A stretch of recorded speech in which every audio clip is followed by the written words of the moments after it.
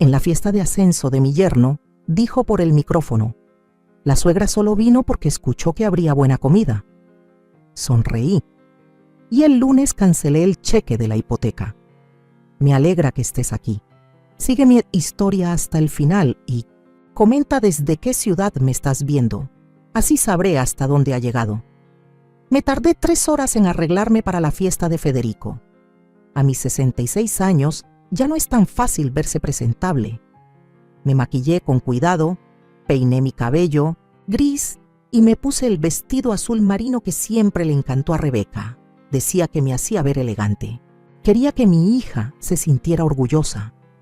El lugar era lujoso, un restaurante en la azotea con vista al horizonte de Guadalajara. Candelabros de cristal colgaban del techo. Meseros impecables pasaban con copas de champán y en una esquina un grupo de jazz tocaba suavemente. Todo gritaba éxito, justo como siempre lo soñó Federico. «Mamá, ¿viniste?» Rebeca se acercó rápido, dándome besos al aire en ambas mejillas. Se veía hermosa con su vestido negro, aunque noté algo de tensión. En su sonrisa no le llegaba a los ojos. «Por supuesto que vine, querida. No me iba a perder el gran momento de Federico». Rebeca asintió, mientras ya miraba por encima de mi hombro hacia otros invitados. «Los Robertson acaban de llegar. Tengo que saludarlos. Son los jefes de Federico. Ya sabes. Sírvete algo de comer, mamá». Caminé entre la multitud, cruzando saludos con desconocidos que apenas me miraban a los ojos. Reconocí algunas caras de reuniones familiares, pero la mayoría eran colegas de Federico, jóvenes, pulidos, con trajes elegantes y ambiciones más afiladas. Encontré un rincón tranquilo con buena vista al escenario. Pensé en todos los cheques de hipoteca que había firmado en los últimos 3 años. Solo hasta que Federico se establezca, me rogó Rebeca cuando encontraron la casa de sus sueños. «No podemos pagarla todavía, pero su carrera está despegando. Es solo temporal, mamá». Lo temporal se volvió 36 cheques mensuales de 2.400. Dinero del seguro de vida de mi difunto esposo, destinado a asigurar mi retiro. Nunca le conté a nadie que los estaba ayudando. Rebeca decía que sería humillante para Federico si la gente se enteraba. La sala se quedó en silencio cuando Federico subió al escenario con una copa de champán en la mano, irradiando esa confianza que siempre ha tenido. Mi yerno siempre ha sido encantador. Ese carisma me cegó al principio. No vi las pequeñas crueldades, las miradas condescendientes, la forma en que me interrumpía en las cenas familiares. «Quiero agradecerles a todos por estar aquí esta noche», comenzó Federico, con una sonrisa brillante bajo las luces. «Este ascenso ha sido años de esfuerzo». Sonreí, genuinamente feliz por su logro. Tal vez ahora por fin podrían hacerse cargo de su hipoteca.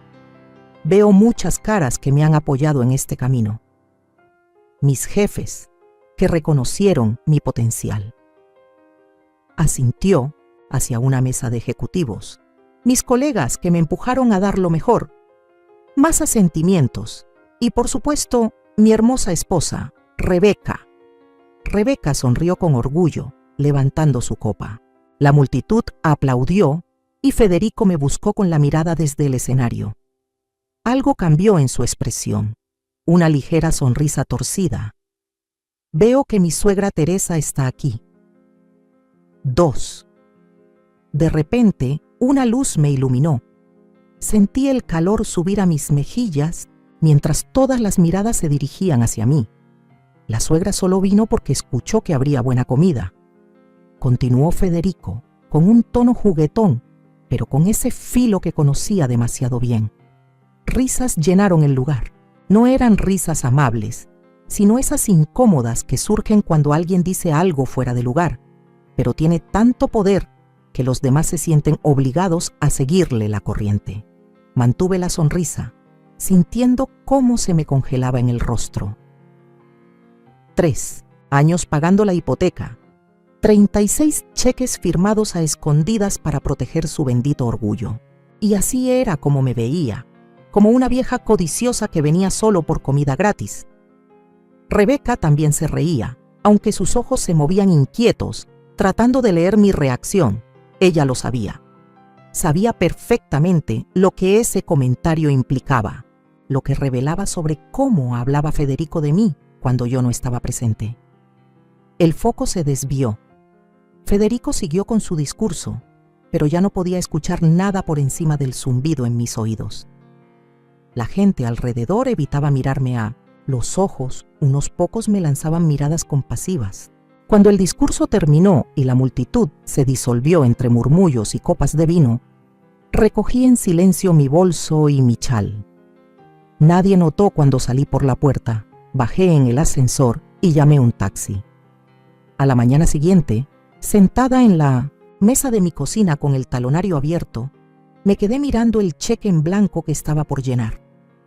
Las palabras de Federico retumbaban en mi cabeza. Por primera vez, vi con total claridad en qué me había convertido para ellos. No una madre, no familia, solo un cajero automático con canas. Mi mano no tembló ni un poco al escribir cancelado sobre el cheque de la hipoteca de ese mes. Luego abrí el celular y agendé una cita con mi asesor financiero para el lunes. La vieja Teresa habría seguido escribiendo esos cheques. Habría seguido sonriendo mientras se tragaba la humillación. Pero algo se rompió en mí anoche y algo más fuerte ocupó su lugar. El teléfono sonó a las 7:43 de la mañana del martes, sacándome de mi primer sueño tranquilo en meses. El nombre de Rebeca apareció en la pantalla. Respiré hondo antes de contestar. ¿Qué carajos, mamá? Su voz vibraba de furia. El pago de la hipoteca rebotó. El banco llamó a Federico. Me incorporé acomodando las almohadas detrás de la espalda. Buenos días para ti también, Rebeca. Esto no tiene gracia. Federico está furioso. Tenemos que mantener nuestro historial de pagos. ¿Te das cuenta de lo que esto le hace a nuestro puntaje de crédito? Miré por la ventana de mi habitación, hacia el arce que planté con John hace 30 años. Sus hojas comenzaban a tornarse doradas. Cancelé el cheque, dije con calma. Hubo un silencio atónito antes de que la voz de Rebeca regresara. Más. Baja. ¿Qué hiciste? ¿Por qué harías eso? Creo que tú sabes por qué, mamá. Si esto tiene que ver con el chiste de Federico en la fiesta, fue un chiste, Rebeca. Porque los chistes se supone que hagan reír. A mí no me dio mucha risa que me humillaran frente a un salón lleno de desconocidos. Rebeca suspiró con dramatismo. Estás exagerando. Federico solo quería aligerar el ambiente. Ese es su sentido del humor. Burlarse de la mujer que ha estado pagando su hipoteca por 3 años. Ese es su sentido del humor. Otro silencio, más largo esta vez. Cuando Rebeca volvió a hablar, su voz tenía ese tono meloso que siempre usaba desde niña cuando quería algo. Mamá, por favor, solo fue una broma tonta. ¿Sabes cómo se pone Federico cuando está nervioso? No lo dijo con mala intención. Cerré los ojos, recordando todas las bromas de todos esos años. Federico burlándose de mi ropa pasada de moda en Acción de Gracias. Federico preguntando si por fin había aprendido a usar un celular en Navidad. Federico diciendo en voz alta si todavía era capaz de manejar en mi cumpleaños. Esto no sé. Trata solo de la fiesta, Rebeca. Se trata del respeto, o más bien de la falta de él. Así que nos estás castigando económicamente porque te lastimaron los sentimientos. Su voz se alzó otra vez. Eso es increíblemente mezquino, mamá. La vieja Teresa se habría derrumbado ante esa acusación. La vieja Teresa se habría disculpado. Habría escrito otro cheque, quizá incluso con un poco más para compensar. Pero la mujer que salió de esa fiesta hace 2 noches ya no era la misma. No estoy castigando a nadie. Simplemente estoy deteniendo algo que nunca debía haber comenzado. Federico gana más de 6 cifras. Tú trabajas tiempo completo. Ambos están en sus 40s. No hay ninguna razón para que yo esté pagando su hipoteca. Contábamos con ese dinero. El control de Rebeca se le escapaba. El pánico asomaba en su voz. Tenemos la villa reservada en la Toscana el mes que viene y acabamos de pedir muebles nuevos para el solario. Sentí un frío extendiéndose en mi pecho. Han estado usando mis pagos de hipoteca para financiar vacaciones de lujo y muebles. Eso no era lo que quería decir Rebeca, tropezando con sus propias palabras. Necesitábamos ese dinero para la hipoteca. Así podíamos permitirnos otras cosas. Así es como funcionan los presupuestos, mamá. Ya veo. Y yo que pensaba que los ayudaba a mantener un techo sobre sus cabezas, no a financiar su estilo de vida. Estás siendo cruel. La voz de Rebeca se quebró después de todo lo que hemos hecho por ti. Eso me detuvo en seco. ¿Qué exactamente han hecho por mí, Rebeca? Nos aseguramos de invitarte a todos nuestros eventos. Te llamamos en los días festivos. Federico arregló tu triturador de basura el año pasado. Casi me reí por lo absurdo. Y a cambio les he dado más de $86,000. La línea se quedó en silencio. Podía escuchar la respiración de Rebeca, probablemente buscando otra forma de manipularme. «Mamá», dijo al fin, con esa voz melosa de nuevo. «Sé que estás molesta». «No, dejemos que un malentendido arruine nuestra relación. ¿Por qué no vienes a cenar este fin de semana? Podemos hablarlo como adultos. No voy a cenar, Rebeca. Y no voy a escribir más cheques. No puedes simplemente cortarnos así». Toda apariencia de dulzura desapareció. ¿Qué clase de madre abandona a su familia? Esa palabra abandona me golpeó como un puñetazo. Por un momento, estuve de nuevo en ese restaurante en la azotea, congelada bajo la luz, mientras desconocidos se reían del chiste de Federico. «No he abandonado a nadie», dije en voz baja. «Solo dejé de dejarme usar. Papá estaría tan decepcionado de ti». El recuerdo de mi difunto esposo fue su último as bajo la manga, el golpe que sabía que me dolería más. Pero en lugar de sentir dolor, sentí una claridad extraña. No, Rebeca, Esteban estaría decepcionado de ver a su hija tratar así a su esposa. Escuché cómo contenía el aliento y luego el portazo retumbando al fondo. «Federico quiere hablar contigo», dijo Rebeca con frialdad. «Dile a Federico que le felicito otra vez por su ascenso. Ahora por fin puede pagar su propia hipoteca». Colgué antes de que pudiera contestar. Me temblaban las manos, pero tenía la mente más clara que en años. Sabía que esto no había terminado. No soltarían a su vaca lechera sin dar batalla. Pero por primera vez desde la muerte de Esteban, me sentí yo misma de nuevo.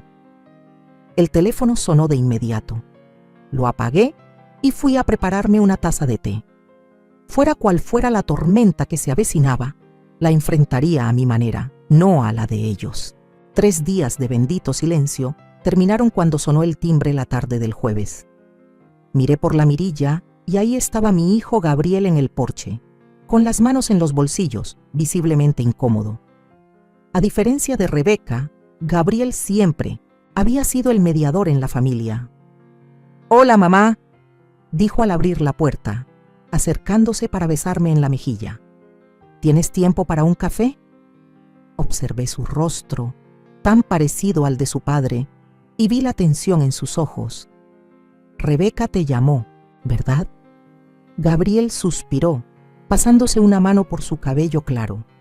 «¿Podemos hablar adentro?». En la cocina, me entretuve preparando café, mientras Gabriel se sentaba en la mesa jugueteando con un portavasos. Nunca había sido bueno para ocultar lo que sentía. «Rebeca está bastante molesta», dijo finalmente, mientras le dejaba una taza humeante frente a él. «Me lo imagino». Me senté enfrente. «¿Te dijo por qué?». Gabriel asintió. Dijo: «Los cortaste por una broma que hizo Federico. Cree que estás exagerando». «¿Y tú qué piensas?». Él clavó la mirada en su café. «Creo que probablemente hay más detrás de todo esto». Le conté todo. Los 3 años pagando la hipoteca, los préstamos sin devolver y al final la humillación pública en la fiesta de ascenso. El rostro de Gabriel se endureció. «Fue una mierda lo que dijo Federico». «Sí, lo fue». Rodeé mi taza con ambas manos, buscando consuelo en su calor, pero también fue revelador. Me mostró exactamente lo que ellos piensan de mí. Aún así, mamá, cortarles la hipoteca sin avisar es bastante fuerte. Alcé una ceja. ¿Sabías que yo pagaba su hipoteca? Su expresión se tornó avergonzada. Rebeca alguna vez mencionó que los ayudabas. Mencionó que les he dado más de 86,000. Los ojos de Gabriel se abrieron de par en par. Jesús. Mamá. No, definitivamente no dijo esa parte. ¿Y sabías que usaron ese dinero para irse de vacaciones a la Toscana y comprar muebles nuevos? Negó con la cabeza, cada vez más incómodo. Gabriel, no los estoy cortando por crueldad. Los estoy cortando porque finalmente entendí que me están usando. Mi hijo guardó silencio un buen rato. Rebeca dijo: papá habría querido que los ayudaras. La manipulación era tan obvia que casi me hizo reír. Tu padre habría querido que sus hijos adultos se mantuvieran por sí solos. Él se partía el lomo trabajando para asegurarse de que yo estuviera bien cuidada en mi vejez. No para que Rebeca y Federico se fueran de vacaciones a Italia. Gabriel asintió despacio, luego dudó. Hay algo más que deberías saber. Sentí un nudo en el estómago. ¿Qué pasa? Federico, a veces habla de ti cuando no estás cerca. Gabriel evitaba mirarme a los ojos, no de forma muy amable. ¿Qué dice? Gabriel se removió en su asiento. Solo hace bromas sobre cómo siempre estás, preguntando por sus finanzas. Que eres coda con tu dinero. Sentí como si me hubieran abofeteado. ¿Coda? Les he dado $86,000. Lo sé, mamá. Yo no sabía nada de eso hasta hoy. ¿Qué más dice? La incomodidad de Gabriel era evidente. No es importante. Para mí sí lo es, suspiró. Te llama el banco de Teresa. Dice que cuentas cada centavo para poder echárselos en cara algún día. Cada palabra era una cuchillada. ¿Y Rebeca? ¿Ella lo corrige cuando dice esas cosas? El silencio de Gabriel fue respuesta suficiente. El timbre sonó de nuevo, salvándolo de tener que responder. Abrí la puerta y ahí estaba mi vecina Rosario con una cazuela en las manos. Teresa, hice demasiada lasaña. Pensé que te gustaría un poco. La invité a pasar, agradecida por la interrupción. Rosario era mi amiga desde hacía 20 años, una viuda sin pelos en la lengua, que siempre decía las cosas como eran. Después de presentaciones rápidas, Rosario se sentó a la mesa mientras yo le preparaba café. Gabriel, claramente aliviado por la presencia de alguien más, le preguntó por su jardín. Va bien, aunque no tan bonito como el de tu madre, dijo. Rosario bajando un poco la voz, como compartiendo un secreto. En realidad, Teresa quería hablarte de algo que escuché en la carne asada de los Mailer el mes pasado. Me tensé, sintiendo lo que venía. Tu yerno estaba ahí, Federico, ¿verdad? Guapo el hombre, pero qué bocaza tiene. Rosario negó con la cabeza. Estaba contando a unos junto a la mesa de bebidas sobre tu pensión, llamándote, y me disculpo por repetirlo. Un cajero automático con arrugas. Gabriel se quedó lívido. No puede ser. Me temo que sí, confirmó Rosario. Dijo algo sobre lo conveniente que era tener una suegra con una pensión jugosa y sin nadie en quien gastarla más que en ella misma. La habitación quedó en silencio. Me quedé de pie en la cocina, de espaldas a ellos, luchando por mantener la compostura. Mamá, lo siento muchísimo, dijo finalmente Gabriel. No tenía idea de que fuera tan grave. Me di la vuelta, sorprendida de sentirme más decidida que herida. Bueno, ahora todos sabemos exactamente dónde estamos parados. Rosario extendió la mano y me dio una palmada. ¿Sabes lo que solía decir mi Gerald? Cuando alguien te muestra quién es, créelo la primera vez. Asentí, sintiéndome de pronto agradecida por la broma pública de Federico. Sin ella, tal vez habría seguido firmando esos cheques durante años, ciega al desprecio escondido tras sus sonrisas fingidas. Gabriel se quedó 1 hora más. Al irse, me abrazó con fuerza. Hablaré con Rebeca, prometió. Esto no está bien. Lo vi alejarse en su coche sin esperar mucho. Rebeca siempre había sido terca y se casó con un hombre igual de necio. Esa noche, saqué la caja donde había guardado, con cuidado obsesivo, todos los registros financieros de los últimos años. Préstamo tras préstamo, cheque tras cheque, todo documentado con fechas y cantidades. Algunos eran para la hipoteca, otros para emergencias que curiosamente coincidían con compras lujosas. Al revisar los papeles, un frío me recorrió el cuerpo. No se trataba solo de una broma cruel. Eran años siendo aprovechada por las personas que más debieron cuidarme. Era hora de cerrar el banco de Teresa para siempre. A la mañana siguiente fui al Coastal Credit Union con Beatriz, la asesora financiera, que me ha ayudado a manejar mis cuentas desde que murió Esteban. Me miró por encima de sus lentes cuando le conté la situación. A ver si entendí bien, Teresa. Has estado pagando la hipoteca de tu hija y tu yerno por 3 años sin contarle a nadie. Asentí, sintiendo vergüenza al decirlo en voz alta. ¿Y quieres saber cuánto les has dado en total? Sí, he llevado mis registros, pero quiero asegurarme de no haber pasado nada por alto. Beatriz tecleó rápido. Sus labios se apretaron. Al revisar mis cuentas, Teresa, hay muchos retiros aquí, no solo los pagos mensuales de la hipoteca. Giró el monitor hacia mí. Además de los 2.400 mensuales, había decenas de otros retiros. 5.000 borolos para la reparación del coche de Rebeca, 3.200 doros para el trabajo dental de Federico, 7.502 por una emergencia en la cocina, 4.800 roldos para arreglar el techo.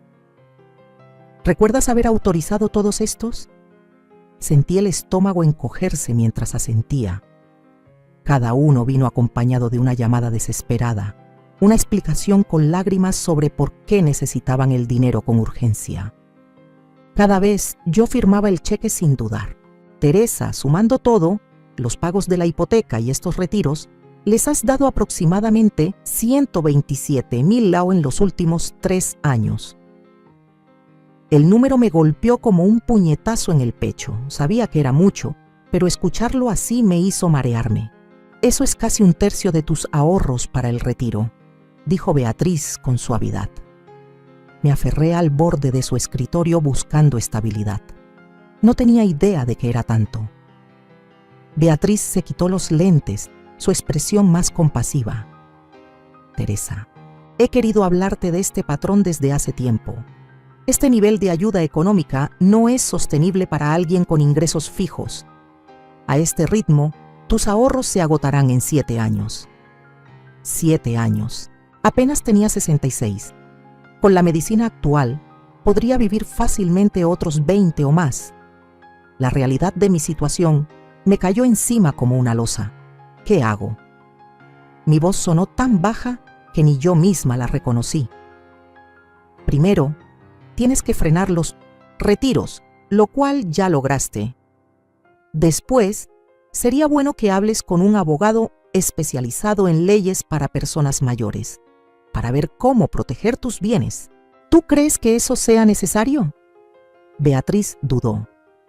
Teresa, cuando los familiares se acostumbran a sacar dinero así, rara vez lo dejan por su cuenta. Pensé en la reacción de Rebeca por teléfono, cómo saltó de inmediato a las acusaciones y la manipulación emocional, sin un mínimo de comprensión o agradecimiento por lo que ya había hecho. Voy a agendar una cita, dije con firmeza. Ya en casa, me senté en la mesa de la cocina, con la vista fija en el documento que Beatriz había impreso, un desglose completo de cada centavo que le había dado a Rebeca y a Federico. La cantidad era escandalosa, mucho mayor de lo que imaginaba. Con razón se habían acomodado tanto a su estilo de vida. Yo lo había estado financiando todo este tiempo. Sonó el timbre. Por la mirilla vi a Rebeca, con los brazos cruzados y el pie golpeando el piso con impaciencia. Respiré hondo antes. de abrir la puerta. «Necesitamos hablar», dijo empujando la puerta para entrar sin esperar invitación. La seguí hasta la sala, donde caminaba de un lado a otro como un animal enjaulado. Gabriel dice: «¿Crees que te hemos estado usando por tu dinero?», soltó acusadora. «¿No lo han hecho?». Rebeca se detuvo con el rostro enrojecido. «Tuvimos algunas dificultades económicas. Tú te ofreciste de ayudarnos. ¿De verdad me ofrecí o ustedes me lo pidieron?». Tomé la hoja impresa de Beatriz. «Yo ofrecí darte 127,000 os». Rebeca parpadeó desconcertada. «No puede ser tanto». «Lo es. Aquí tengo los registros». Recuperó la compostura en segundos. «¿Y qué? ¿Tienes dinero, mamá? Papá te dejó bien. ¿En qué más vas a gastarlo?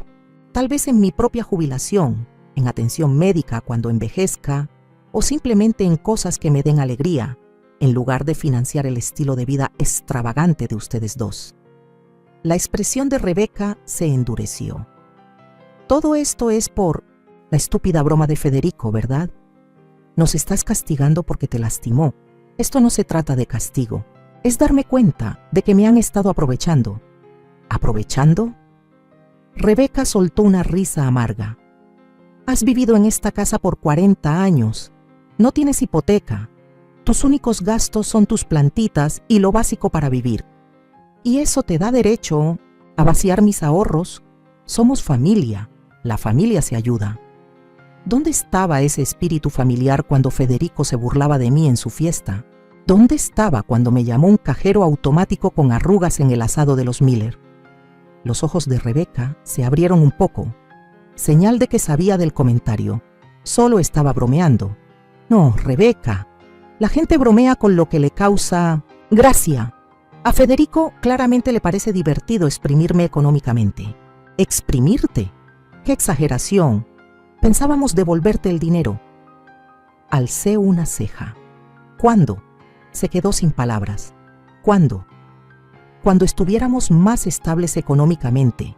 Ustedes ganan más de 200,000 al año entre los dos.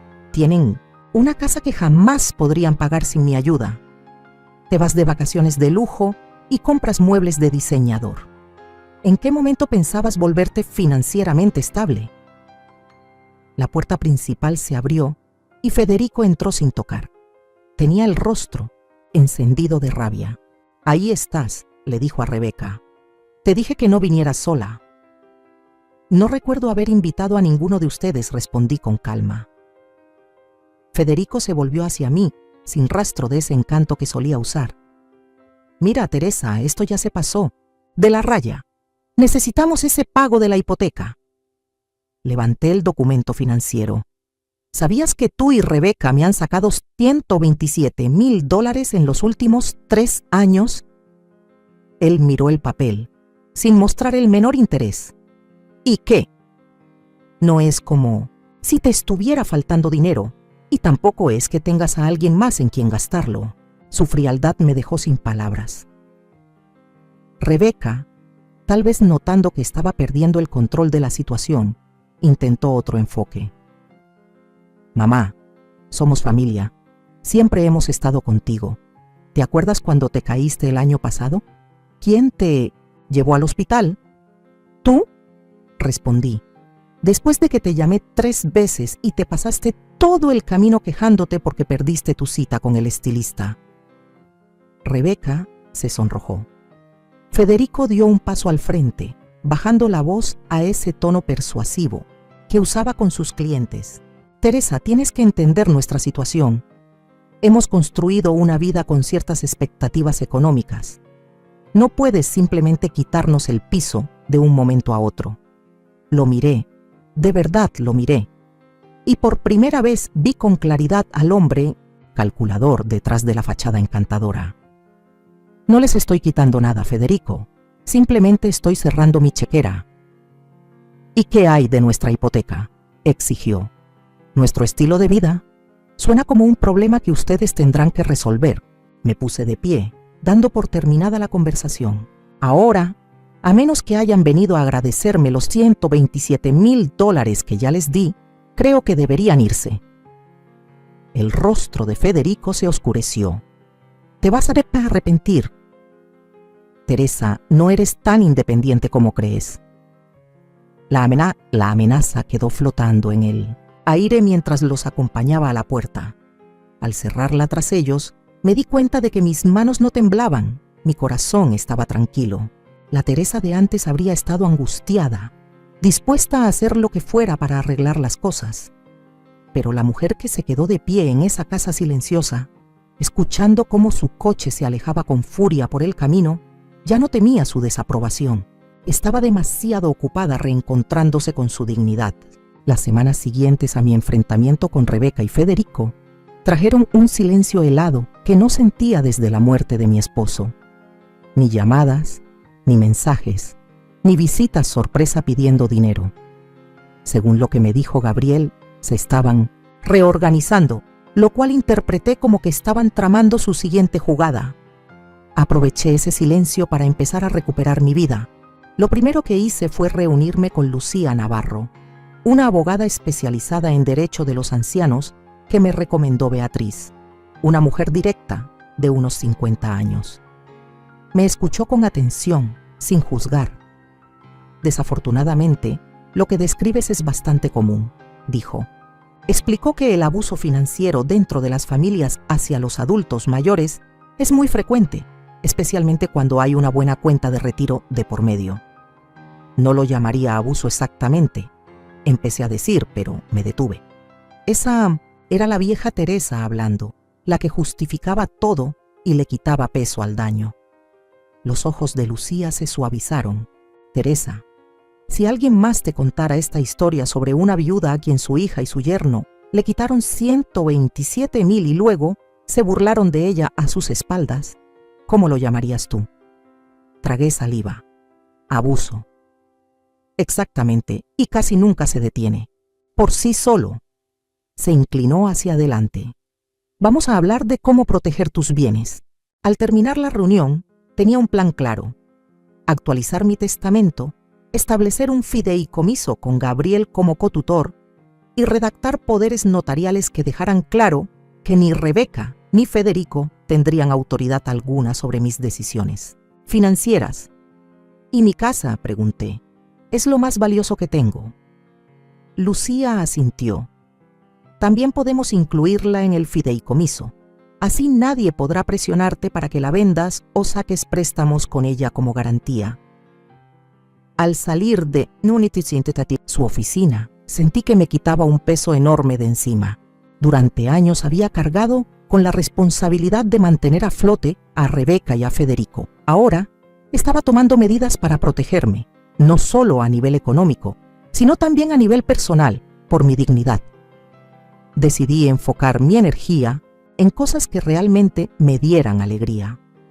El proyecto del jardín comunitario había estado meses esperando en mi lista de pendientes. Con nueva determinación, llamé a Leticia, la coordinadora, y me ofrecí para liderar el comité del jardín. «De hierbas. Teresa, nos encantaría tenerte», exclamó. «Nos reunimos los jueves en el centro comunitario». Ese jueves me encontré rodeada de un grupo entusiasta de jardineros, todos emocionados por transformar un terreno abandonado en un espacio donde la comunidad pudiera cultivar sus propios alimentos. «Estoy pensando en plantar lavanda a lo largo del borde sur», sugerí durante la sesión de planificación. «Es resistente a la sequía y atrae polinizadores». «Idea brillante», dijo Ernesto, un botánico retirado con una sonrisa amable y ojos bondadosos. «Tengo unos plantones que podría donar». Durante 2 horas, planeamos y discutimos ideas, y mi experiencia con hierbas medicinales resultó ser más útil de lo que imaginaba. Cuando hicimos una pausa para tomar café, me sentí más útil que en años. «Definitivamente sabes de plantas», comentó Ernesto mientras me ofrecía una taza. «Mi esposo y yo solíamos cultivar de todo», le expliqué. «Después de que murió, seguí haciéndolo. Me hace sentir cerca de él de alguna manera». Ernesto asintió con comprensión. Mi Margaret falleció hace 5 años. El jardín también era algo muy nuestro. Charlábamos con naturalidad y poco a poco descubrimos que compartíamos más cosas además de las plantas. El cine clásico, la música, jazz, los viajes. Por primera vez en mucho tiempo, estaba teniendo una conversación que no giraba en torno a los problemas o necesidades de alguien más. Con las semanas me fui involucrando más en el proyecto del jardín. Doné hierbas de mi propio huerto, ayudé a conseguir una pequeña beca para equipo de riego y empecé a esperar con ilusión las reuniones de los jueves, algo que no me pasaba desde hacía años. Ernesto solía acompañarme hasta mi coche después, y cada semana nuestras pláticas se alargaban un poco más. Una noche, mi celular sonó de repente. El nombre de Rebeca apareció en la pantalla. Respiré hondo antes de contestar. Mamá. Su voz sonaba más suave que la última vez que hablamos. ¿Cómo estás? Estoy bien, gracias, respondí con un tono neutro. ¿Y tú? Ahí la llevamos. Una pausa. En realidad, por eso te llamo.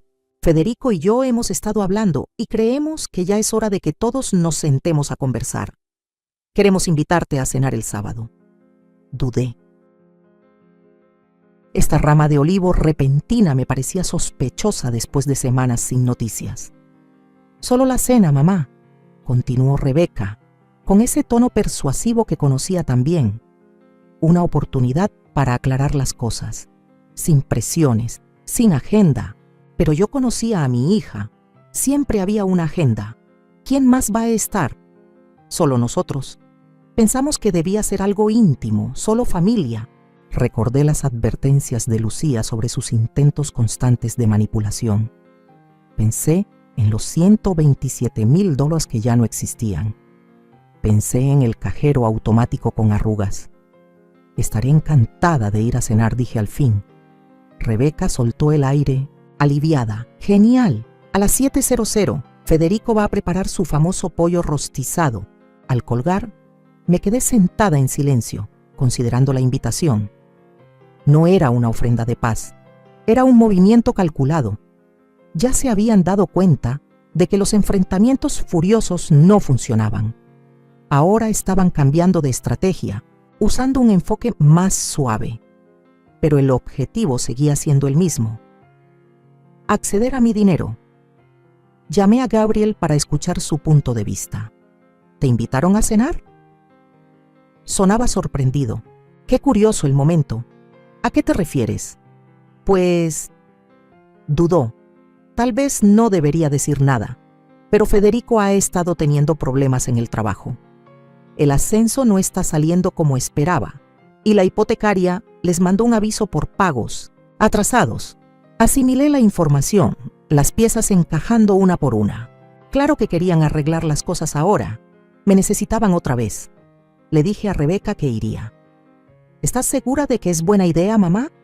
Sí, respondí con firmeza. Pero esta vez voy con los ojos bien abiertos. La noche de la cena, me vestí con cuidado. Una blusa azul profundo y pantalones negros. Elegante, pero sin parecer que me estaba esforzando demasiado. Llevé una botella de vino, no del tipo caro que habría elegido antes, pero sí una opción decente de gama media. Mientras manejaba hacia su casa, esa hermosa colonial con la hipoteca que yo seguía pagando, me sentía curiosamente tranquila. La antigua Teresa habría estado ansiosa, desesperada por arreglar las cosas a cualquier precio. Pero esa mujer ya no existía. Había sido reemplazada por alguien que sabía cuánto valía. Me estacioné en la entrada y noté lo impecable que estaba el jardín. La emergencia de jardinería que financié la primavera pasada ciertamente había dado frutos hermosos. Rebeca abrió la puerta antes de que pudiera tocar el timbre, saludándome con un abrazo entusiasta que se sentía ensayado. «Mamá, te ves increíble. Pasa, pasa». Federico apareció en el pasillo, con esa sonrisa encantadora como si nuestro último encuentro nunca hubiera sucedido. «Teresa, qué gusto verte. ¿Puedo tomar tu abrigo? Ese vino se ve delicioso». Le entregué la botella, mirándolo directamente a los ojos. Su sonrisa titubeó un segundo antes de recomponerse. «¿La cena? Casi está lista. ¿Por qué no tomamos algo en la sala primero? Lo seguí a la sala, decorada con una perfección que rayaba en lo teatral. Noté los muebles nuevos, probablemente los del solario que Rebeca mencionó durante nuestra pelea. Me senté en el borde del sofá y rechacé el cóctel que me ofreció Federico, pidiendo agua en su lugar. Entonces, dije con tono amable, querían aclarar las cosas. Rebeca y Federico se miraron. La trampa estaba puesta. Ahora faltaba ver si entraría voluntariamente o si por fin había aprendido a reconocer el anzuelo. Federico carraspeó, dejando su copa de vino sobre la mesa con una precisión estudiada. Teresa, hemos tenido tiempo para reflexionar sobre todo lo que ha pasado. Sí, intervino Rebeca, con una voz empapada en falsa dulzura. Nos hemos dado cuenta de que hubo una falta de comunicación. Bebí un sorbo de agua y esperé. Los años me habían enseñado que cuando Rebeca decía comunicación, en realidad quería decir obediencia. La verdad es, continuó Federico, inclinándose hacia adelante con esa seriedad tan bien ensayada, nunca te agradecimos como debimos por ayudarnos con la hipoteca. Estuvo mal de nuestra parte. Lo estuvo, asentí con calma. Mi reconocimiento simple pareció desconcertarlo por un momento. Miró a Rebeca, quien tomó el control con suavidad. Mamá, la familia se apoya, eso siempre nos lo enseñaste. Y sí, quizá hemos dependido demasiado de tu generosidad, pero estamos trabajando en ser más independientes. Me alegra escucharlo. Federico asintió, recobrando seguridad. Exacto, y por eso quisimos hacer esta cena, para mostrarte que estamos asumiendo nuestra responsabilidad. El horno sonó y Rebeca se disculpó para ir a revisar la comida. Federico de inmediato se acercó más a mí en el sofá. Teresa, entre nosotros, bajó la voz. Rebeca está destrozada por este distanciamiento. Llora por las noches, temiendo haber perdido a su madre. Lo miré sin apartar la vista. Qué terrible para ella. Lo que pasa, continuó, sin notar mi falta de emoción, es que estamos pasando por una racha difícil, solo temporal. Claro, el nuevo puesto es excelente, pero los bonos son trimestrales en vez de mensuales. Eso nos ha dejado con un problema de flujo de efectivo a corto plazo. Ahí estaba, la verdadera razón de la invitación a cenar. ¿Y tus ahorros?, pregunté con fingida inocencia. El rostro de Federico se tensó un instante.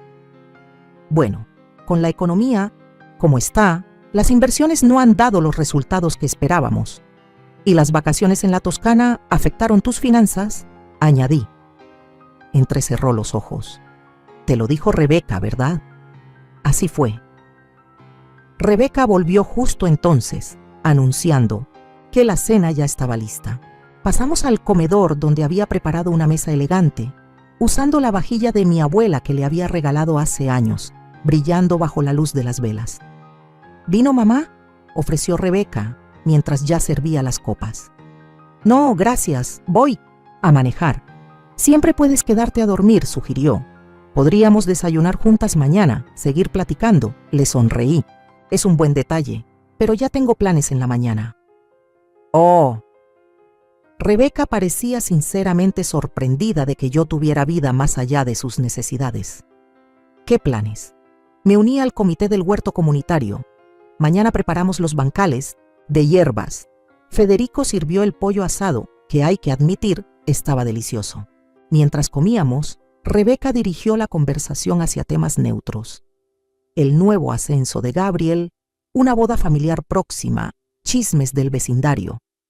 Casi se sentía como antes, salvo por esa tensión subterránea, después de cenar, mientras Rebeca retiraba los platos.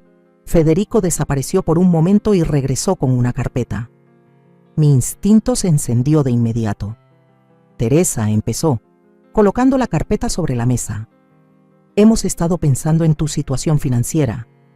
Mi situación financiera está perfectamente bien, gracias. Él insistió sin dudar. Hicimos algunos cálculos revisando tus fondos de retiro, tus gastos estimados y lo que podrías aportar razonablemente a la familia sin afectar tu estilo de vida. Lo miré, atónita por su descaro. ¿Hicieron qué? Rebeca se unió rápidamente, de nuevo, poniendo una mano sobre mi brazo. Mamá, solo queremos ayudarte. Sabemos que manejar el dinero puede ser abrumador a tu edad. Retiré su mano con delicadeza, pero con firmeza. Tengo 66 años, no 96, y tengo un asesor financiero que me ayuda a manejar mi dinero con bastante competencia. Federico abrió la carpeta, mostrando hojas de cálculo y gráficos. Según nuestros cálculos, podrías aportar fácilmente $2,000 al mes sin afectar tu calidad de vida. Es menos que antes, si te fijas. La pura osadía me dejó sin aliento. Ya ni se molestaban en fingir que esta cena era por reconciliación. Y esto sería para apoyar a la familia, dijo Rebeca rápidamente. No solo la hipoteca, también gastos, médicos, fondos educativos para los futuros nietos, vacaciones familiares, inversiones en nuestro futuro compartido. Miré los rostros expectantes, una calma firme descendiendo sobre mí. No. Federico parpadeó. ¿Cómo dices? No, repetí mientras doblaba con cuidado mi servilleta. No voy a aportar $2,000 al mes, ni ninguna otra cantidad a su casa. El rostro de Rebeca se quebró. Mamá, sé razonable. Trabajamos mucho en este plan. Lo puedo ver, respondí señalando la carpeta. Pero mi respuesta sigue siendo no. El encanto de Federico se evaporó por completo. Y así es como nos agradeces, después de haberte abierto las puertas de nuestra casa, de haberte incluido en nuestras vidas, incluyéndome a mí, alcé una ceja. ¿Te refieres a cuando me humillaste frente a todos en tu fiesta de ascenso o cuando me llamaste cajero automático con arrugas a mis espaldas? Eso fue una broma, protestó él, aunque desvió la mirada con culpa. No, Federico, una broma es algo que hace reír a todos. Lo que tú hiciste fue burlarte a costa de alguien que te dio $127,000. Los ojos de Rebeca se abrieron como platos. No fue tanto. Fue exactamente esa cantidad. Tengo los registros. El rostro de Federico se endureció. Siempre has sido terca, Teresa, siempre llevando cuentas, contando cada centavo. No me extraña que John terminara en la tumba tan joven. Vivir con alguien tan rígido debe haber sido agotador. La mención de mi difunto esposo como un arma debería haberme roto por dentro. En cambio, sentí algo parecido a la libertad. Por fin se habían quitado las máscaras, me puse de pie. Gracias por la cena, fue reveladora. Rebeca se levantó de golpe. ¿Te vas? ¿Así nada más? Sí, así nada más. ¿Y la familia? Exigió, con lágrimas a punto de brotar. ¿Y la lealtad? He sido leal durante años, dije con suavidad. Te he apoyado con dinero, con afecto, de todas las maneras en que una madre puede hacerlo, pero la lealtad es de ida y vuelta, Rebeca, y el respeto no es negociable. Federico resopló. Gran discurso, muy dramático. ¿Y qué vas a hacer cuando nos necesites? Cuando estés más vieja, más débil, cuando no puedas valerte por ti misma. Lo miré directo a los ojos. Me las arreglaré, como siempre lo he hecho. Rebeca me siguió hasta la puerta perdiendo el control. Mamá, por favor, podemos arreglarlo. Tal vez una cantidad más pequeña. Me giré para verla una última vez. Rebeca, siempre te voy a querer. Mi puerta siempre estará abierta si quieres venir. Como familia, no como dependencia económica. Pero el banco de Teresa está cerrado para siempre. Los dejé ahí, en la entrada, con Rebeca llorando como actriz de telenovela y Federico con la cara oscurecida por la rabia. Al alejarme en el coche, no sentí tristeza, solo la paz de saber que por fin había hecho lo correcto. 6 meses después, estaba en el huerto comunitario, contemplando con orgullo los bancales de hierbas florecientes. Lavanda, romero, tomillo y menta tejían un tapiz de colores y aromas que atraían mariposas y abejas por decenas. Es magnífico. dijo Ernesto a mi lado, su mano cálida descansando sobre mi hombro. Con el paso de los meses, nuestra amistad se había transformado en algo más profundo. Compañía, apoyo y, con el tiempo, una ternura que nos sorprendió a ambos. A los niños les encanta tu menta, continuó. La maestra dice que no pueden dejar de frotar las hojas y olerse los dedos. Sonreí al recordar cómo a Rebeca le fascinaba hacer lo mismo en mi jardín cuando era niña. El recuerdo me provocó esa punzada conocida, pero ya no dolía como antes. Mi celular vibró con un mensaje de texto de Gabriel. Todo listo para el almuerzo de mañana. Renata está emocionada por ver a tu abuela, contesté de inmediato para confirmar. Mi relación con mi hijo se había fortalecido en los últimos meses al verme mantenerme firme. Incluso había empezado a traer con frecuencia a su hija Renata de visita.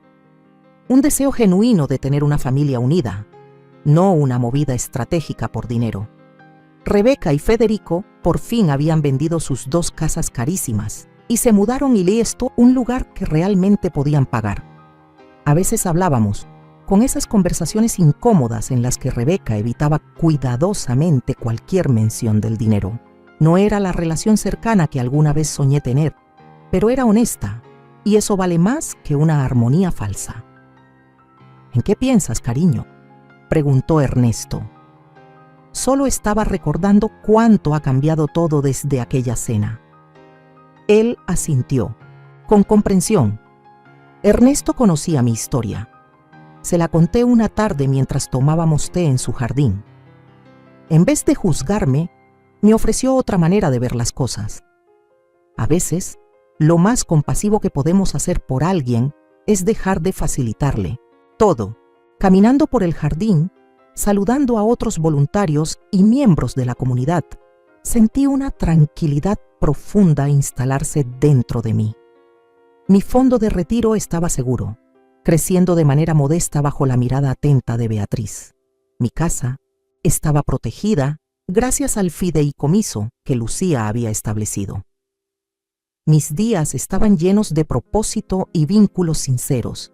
Aquel momento terrible en la fiesta de ascenso de Federico, quedándome paralizada bajo la luz mientras desconocidos se reían, terminó siendo un regalo disfrazado. Me obligó a ver lo que había ignorado durante años. Que la verdadera dignidad no proviene de lo que damos a los demás, sino de lo que elegimos no entregar.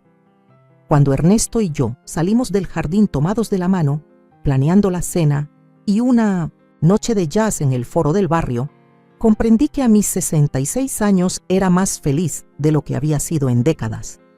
No porque tuviera más, sino porque por fin reconocí mi propio valor. El banco de Teresa estaba cerrado para siempre, pero Teresa, ella estaba floreciendo. Desde que cerré el banco de Teresa, mi vida tomó un rumbo que jamás imaginé a los 66. Era como si me hubiese quitado un abrigo húmedo que llevaba demasiado tiempo puesto, sin saber que me estaba hundiendo lentamente. Cada mañana, al despertar, sentía cómo el aire entraba en mis pulmones sin peso, como si por fin respirara mi propio oxígeno, no el de los demás.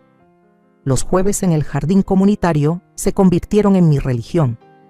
Con los guantes puestos y las manos en la tierra, encontraba una calma que nunca me dio ninguna tarjeta de crédito firmada para otros.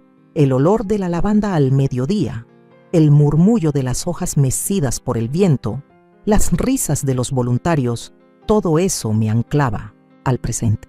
Una señora de cabello blanco como el mío me preguntó un día si siempre había sido tan buena con las plantas. Me reí. No, le dije. Solo aprendí a cuidarlas cuando dejé de regar a quienes no sabían florecer. Ernesto empezó a venir más seguido. Ya no solo los jueves.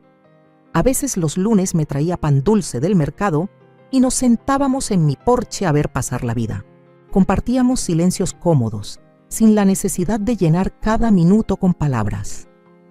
Él tenía una risa grave, de esas que hacen eco en el pecho, y cuando me tomaba la mano, lo hacía como quien cuida una promesa. Nunca pensé que volvería a enamorarme después de Esteban, pero con Ernesto no fue una caída, Fue una caminata lenta hacia la luz, y me gustaba ese ritmo. Era distinto al amor que conocí en mi juventud, menos hambre, más sosiego. No necesitaba, me hice socia del Centro Cultural del barrio. Tomé clases de acuarela, algo que siempre quise probar pero que nunca creí tener tiempo o derecho a hacer. En mis primeras pinturas todo era torpe, colores desbordados, trazos temblorosos. Pero con cada intento, el pincel respondía mejor, como si mi alma se atreviera poco a poco a ocupar espacio. Una tarde, pinté una lavanda en tonos azules, no lilas, y alguien me preguntó por qué. Porque así la recuerdo en mis sueños, respondí, y sentí que, por fin, podía decir eso sin sentirme ridícula. Gabriel me invitaba más seguido a almorzar con Renata. Ella me abrazaba con fuerza, me preguntaba por mis plantas, por qué mi té olía raro y si los colibríes duermen de noche. Ser abuela sin intermediarios, sin la mirada evaluadora de Rebeca, era un regalo que valoraba, como oro. Renata no sabía nada de hipotecas ni de cheques cancelados. Solo sabía que su abuela ahora tenía tiempo, cuentos largos y galletas tibias hechas en casa. Y Rebeca, bueno, manteníamos una distancia prudente. A veces enviaba mensajes cortos. «Feliz cumpleaños, mamá». O «Renata habla mucho de ti». Nunca hablaba de dinero, y yo ya no hablaba de dolor. Aprendí que la paz no siempre llega, envuelta en reconciliación. A veces viene con un muro entre medias. Pero si ese muro me protege del desprecio y la manipulación, entonces que se quede. No necesito derribar nada para sentirme en paz. Mi casa también cambió. Vendí algunos muebles pesados que Esteban había comprado, esos que siempre me parecieron demasiado oscuros. Pinté las paredes de un verde suave, colgué mis acuarelas y abrí espacio. Espacio físico y emocional. Ya no necesitaba parecer la esposa perfecta ni la madre sacrificada. Necesitaba ser una mujer viva, en movimiento, en evolución. Me compré una silla mecedora para el patio y una cafetera nueva. No eran lujos, eran afirmaciones. Me merecía estar cómoda. Me merecía lo bonito. Siempre lo había merecido, pero ahora me creía capaz de tenerlo.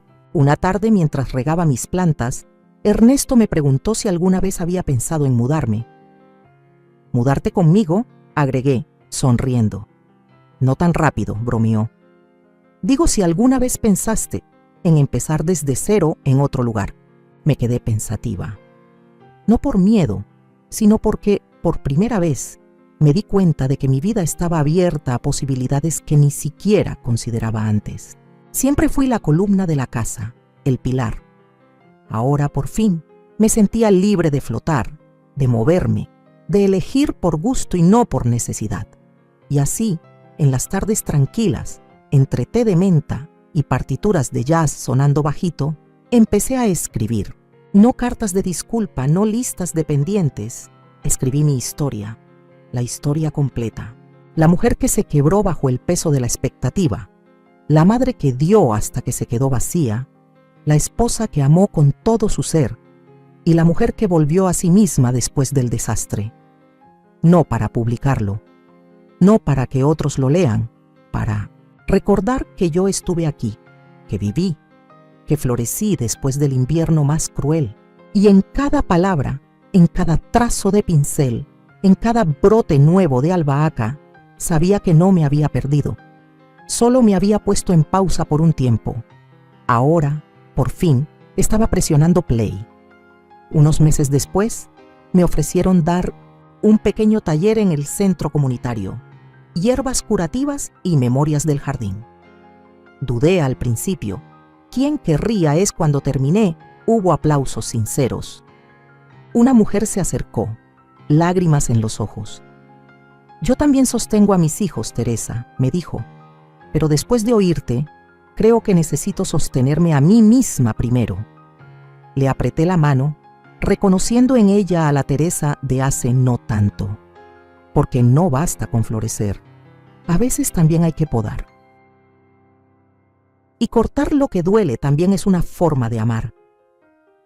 Mis días comenzaron a llenarse sin esfuerzo. Clases de pintura los martes, jardín los jueves, paseos con Ernesto los sábados. A veces íbamos al cine, otras veces solo caminábamos por el malecón con un café en la mano, hablando de todo y de nada. Él me contó sobre Margaret, su amor por las caravanas y las playas solitarias. Yo le hablé de Esteban, de cómo cocinaba en silencio, de cómo me hacía reír sin abrir la boca. No había celos, solo respeto por lo que fuimos antes de encontrarnos. Un día, sin aviso, Ernesto me tomó la mano frente a todos en el mercado y dijo: «Ella es mi compañera». Así, sin adornos ni promesas. Y sentí que por fin pertenecía a algo que no exigía sacrificios. Gabriel y Renata siguieron siendo parte de mi vida, constantes como el sol. Gabriel me ayudó a reorganizar mis finanzas. Me presentó con un contador que me habló sin condescendencia y sin fórmulas enredadas. Empezamos a planear viajes pequeños, una escapada a las montañas, un retiro de escritura en otoño, cosas que nunca pensé hacer, pero que ahora sentía como pequeños regalos que la vida me debía y que finalmente me atreví a aceptar.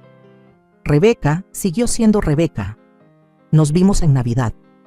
Me abrazó con fuerza, me dijo: «Te extrañé», y se pasó el resto de la noche hablando con otras personas.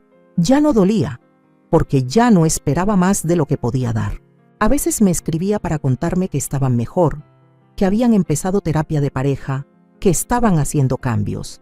Yo respondía con amabilidad, sin volver a caer en el rol de rescatadora. No porque me negara a perdonarla, sino porque entendí que el perdón no siempre incluye el retorno. A veces perdonar es solo soltar el ancla y dejar que cada quien navegue su propio océano. Con el paso del tiempo, empecé a notar otras cosas que antes me pasaban desapercibidas. Cómo me gustaban los días nublados, cómo sonaban los grillos en la noche cuando me quedaba dormida con las ventanas abiertas. Empecé a usar mi vajilla favorita entre semana, no solo para ocasiones especiales. Compré velas aromáticas sin razón. Me probé colores que nunca me habría atrevido a usar. A los 66, decidí que cada día debía tener aunque sea un momento de alegría, de esos que te hacen cerrar los ojos y sonreír sin darte cuenta. La comunidad también cambió para mí. Empecé a recibir invitaciones que antes siempre rechazaba. Una clase de yoga para mayores, un club de lectura, una velada de poesía. Me apunté a todo lo que me despertara curiosidad. En el club de lectura, leímos a autoras que nunca conocí en mi juventud. Voces femeninas llenas de fuerza, rabia y ternura. Mujeres que, como yo, habían esperado demasiado tiempo para ser escuchadas. Lloré en más de una sesión, no por tristeza, sino por reconocimiento. Una noche, mientras compartía una copa de Menemé, vino con Ernesto en el porche. Le dije: «A veces me da miedo que esto sea solo una pausa, que vuelva a caer en lo de antes».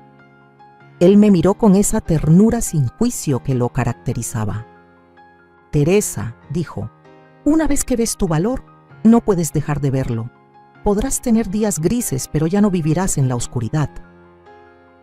Esa frase se me quedó grabada, porque tenía razón. No todo era perfecto. A veces la soledad me visitaba, como un huésped no invitado. A veces me dolía recordar las décadas que perdí tratando de ganarme un amor condicionado. Pero esos momentos eran fugaces, como nubes pasajeras. Y yo había aprendido a esperar el sol sin miedo. A mis 67 años, me sentía más viva que nunca. No porque hubiese ganado una batalla, sino porque había elegido no seguir peleando la equivocada. Ya no me definía el título de madre ejemplar, ni el rol de esposa devota. Me definía mi jardín, mi risa, mis silencios, mis elecciones. Y si alguien me preguntaba hoy quién era, respondería sin titubeos: soy Teresa, y por primera vez en 1270. Mi vida, eso es más que suficiente. Ahora tengo curiosidad por ti, que estás escuchando mi historia. ¿Qué harías si estuvieras en mi lugar? ¿Te ha tocado vivir algo parecido? Déjamelo en los comentarios. Mientras tanto, te dejo en la pantalla final otras 2 historias que son favoritas del canal y que sin duda te van a sorprender. Gracias por quedarte hasta aquí.